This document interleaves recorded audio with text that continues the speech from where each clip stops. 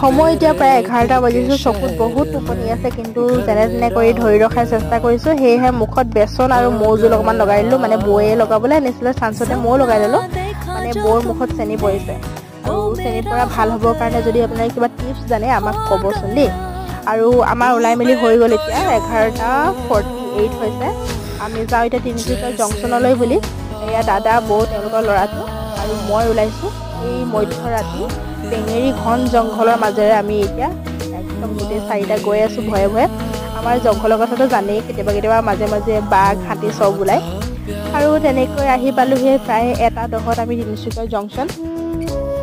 কাৰণটো হৈছে ভাইটি আহি আছে কলিকতাৰ পৰা বিহু বুলি ঘৰলৈ আহিছে সেইকাৰণে তাক নিবলৈ আহিলোঁ ট্ৰেইনৰ অকণমান বিজুতিৰ কাৰণে মানে বহুত 7 ঘণ্টা পলম কৰি ট্ৰেইনখন আহি পালেহি সেইকাৰণে বহুত দেৰি হ'ল আৰু ভিডিঅ'টো আছিলে এইটোৱে আৰু আজিলৈ ইমানে বাই বাই